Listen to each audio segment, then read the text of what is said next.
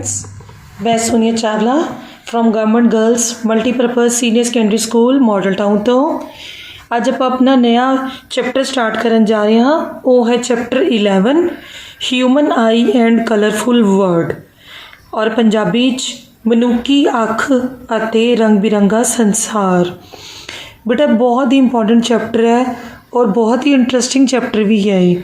जिवें कि तुसी ये डायग्राम देख रहे हो, ये साडी अख जो बाहरों दिखती है वो हैगी, ठीक है। तुसी ये सबने अख अपनी अखा की है देखने का काम कर दिया ना, तो इस साड़ी ह्यूमन बॉडी के अंदर जो चीज़ सानू अपने आसे पासे का जो रंग बिरंगा संसार यानी कलरफुल वर्ड दिखाने हेल्प करती है, वो है साड़ी ह्यूमन आई यानी कि मनुखी अख, ठीक है। ये वो ऑप्टिकल डिवाइस है जो कि अलग अलग वस्तुओं का प्रतिबिंब बनाने का काम करती है, इमेज फॉर्मेशन का काम करती है, ठीक है। आप पिछले चैप्टर के अंदर देखिया सी ना इमेज फॉर्मेशन बारे, तो अज आप अपनी ह्यूमन बॉडी के अंदर जो चीज़ इमेज फॉर्मेशन का काम कर रही है वो बारे पढ़ांगे कि किहड़ी चीज़ है जो कि सानू साडे आले दुआले की वस्तुआं दिखाने च मदद करती है। चलो शुरू करते हैं ये चैप्टर, ठीक है। ये डायग्राम जो तुहानू नज़र आ रहा है बेटा, ये external diagram of our human eye, ठीक है। ये अंदर तुहानू सिर्फ एक स्क्लेरोटिक वर्ड लिखा हुआ है, ठीक है। तो ये की है वाइट पोर्शन जो सानू अपनी अख का नज़र आता है, ठीक है। और ये की है कि जिन्ना भी प्रकाश ये अपनी अख के ऊपर गिरेगा, जो प्रकाश इस वाइट पोर्शन के ऊपर आके गिरेगा वो की है अख द्वारा सोख लिया जाएगा तो साड़ी अख के अंदर वो एंटर नहीं करेगा। तो ये चीज़ तुसी याद रखनी है कि स्क्लेरोटिक का की काम है।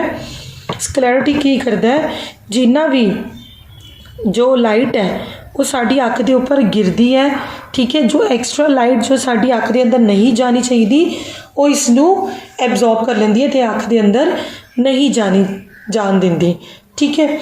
और ये चीज़ देखो जो ये उभरिया हुआ पोर्शन तुहानू नज़र आ रहा है, ठीक है। ये तुहानू अख के अंदर देखने ते गोल गोल जा एक ब्लैक दिखता है ना, वो होंदी है अपना कॉर्निया, ठीक है। याद रखोगे वर्ड कॉर्निया CORNEA। चलो अपना आप अगली स्लाइड देखते हैं अपनी इंटरनल स्ट्रक्चर ऑफ आई के उपर हम ध्यान देवांगे, ठीक है।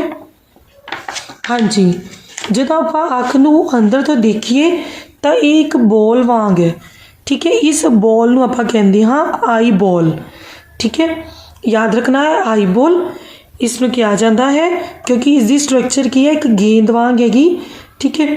ये जो उभरिया हुआ पोर्शन है अगे की तरफ थोनू नज़र आ रहा है, ये है कॉर्निया जो ट्रांसपेरेंट होंदा है और लाइट नू अपने अंदर एंटर करन देंदा है, ठीक है। ये चीज़ अपनी ट्रांसपेरेंट होंदी है और इस तो लाइट अंदर एंटर करती है। और ये तुहानू दसिया सी वाइट वाइट पोर्शन जो इधर सी ये सारा स्क्लेरोटिक सी, ठीक है। ये जो पीछे वाली तुहानू रेड इधर ये दिखा रखी है ये हैगियां अख के अंदर नर्व्स, ऑप्टिक नर्व्स, ठीक है, जो कि सारा मैसेज जो है ब्रेन के अंदर लेके जाएगी, ठीक है। ये जो पीछे बनया हुआ है ये है रेटिना, ये सारा रेटिना है बेटा जिदे ऊपर इमेज फॉर्म होएगी।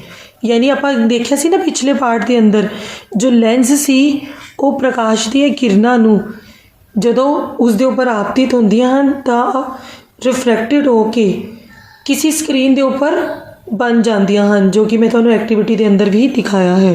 तो इत्थे स्क्रीन का काम कौन कर रहा है? रेटिना।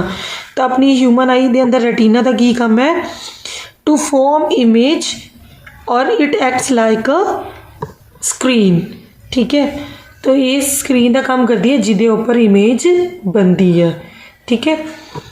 और नेक्स्ट देखो कि ये प्रकाशी नसा है जो इस रेटिना के ऊपर इमेज बनेगी वो सारी इन प्रकाशी नसा के द्वारा दिमाग के अंदर एंटर कर जाएगियां, ठीक है। जिस तो साडा दिमाग सानू दसेगा कि साडे अगे जो वस्तु पई है वो उसका प्रतिबिंब किस प्रकार दा है, किस प्रकार की उसकी इमेज है।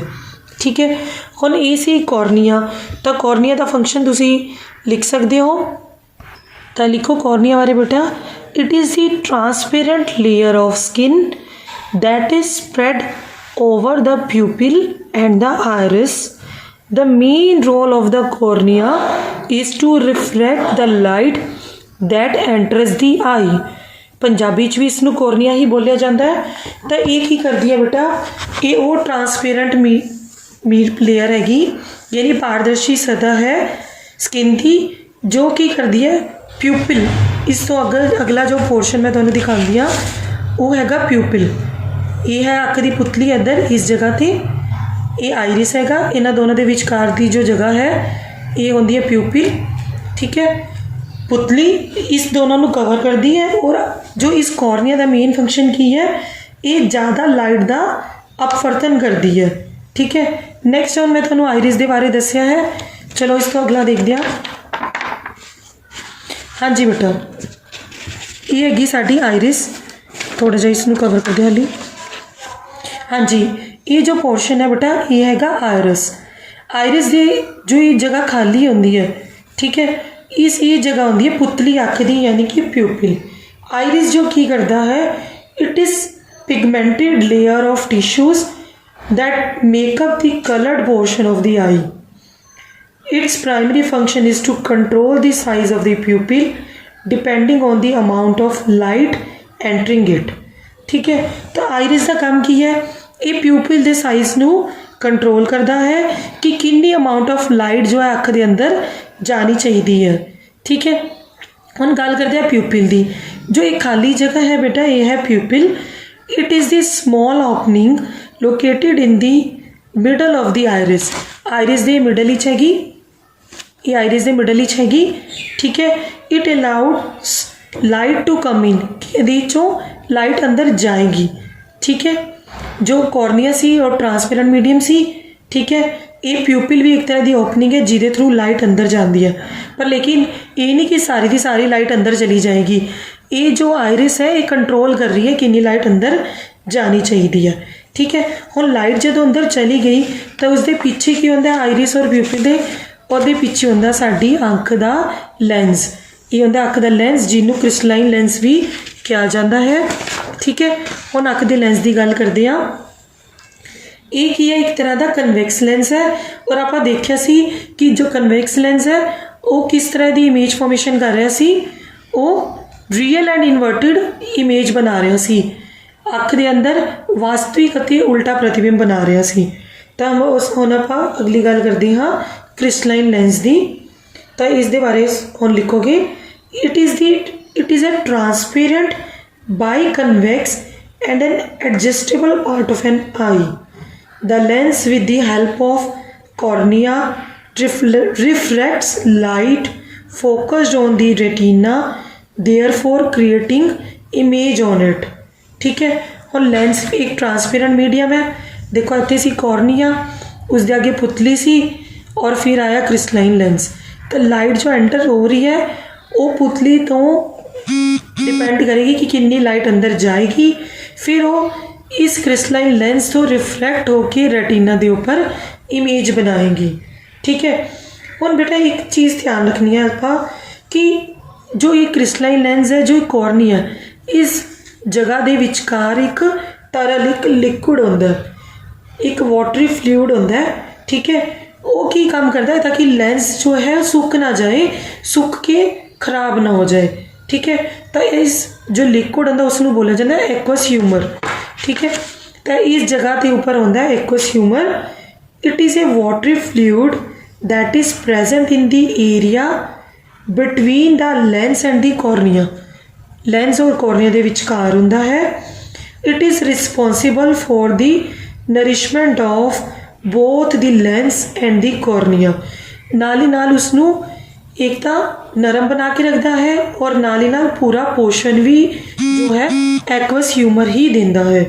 ठीक है, हुण आपां गल कीती है रेटिना दी। ठीक है, और जो रेटिना है वो स्क्रीन का काम कर रहा है, उसके ऊपर इमेज बन रही है। तो जो इमेज बनेगी वो जो है, जो इमेज बनेगी बेटा वो रियल एंड इन्वर्टेड आप गल कर चुके हैं। ठीक है। हुण रेटिना की है, it is the present, and इत्थे देखो it is the present at the back of the eye where all the images are formed. It is the third and inner coat of the eye. ये third layer है, ठीक है। देखो first layer अपनी एवें दिख रही सी, ठीक है।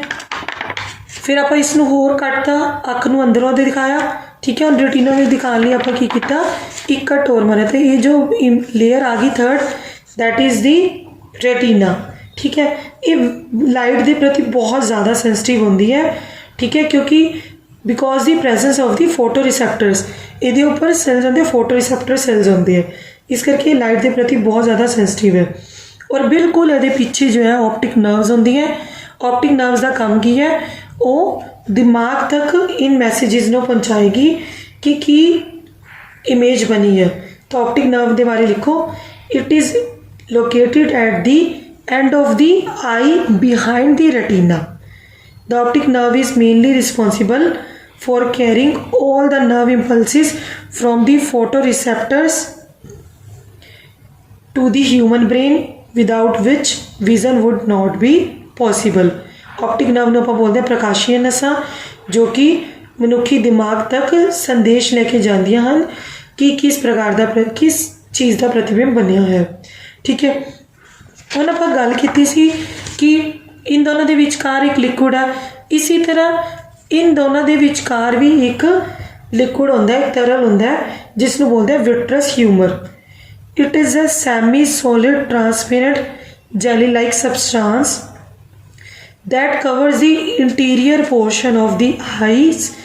It plays an important role in maintaining the shape of the eye and also causes reflection of light before it reaches the retina. तो विट्रस ह्यूमर नूं बेटा एक ये भी एक ट्रांसपेरेंट जेली लाइक का पदार्थ होंदा है, जो अख के अंदर के पोर्शन को कवर करके रखता है, ठीक है। और बहुत इंपॉर्टेंट रोल प्ले करता है अख की शेप नूं बनाए रखने का, ठीक है। और इसकी वजह ये की है, लाइट का रिफ्लैक्शन करने का भी काम करता है, क्योंकि आप गल की है ना कि ट्रांसपेरेंट जिन्ने भी मीडियम है उसके थ्रू लाइट का रिफ्लैक्शन होता है। तो ये तो आप की स्ट्रक्चर ऑफ आई तक आप नैक्सट लेक्चर के अंदर करांगे डिफैक्ट ऑफ ह्यूमन आई, किहड़े डिफैक्ट होते हैं उन्होंने किस प्रकार ठीक किया जाता है। अज लिए इन्ना ही, आई होप तुहानूं सारा क्लीयर हो चुकिया है, ठीक है। इस डायग्राम को अपनी नोटबुक के अंदर नोट कर लो, तो जिहड़े भी पॉइंट्स मैं दसे उन्होंने भी लिख लो, ठीक है। Stay home, stay safe, thank you and have a nice day.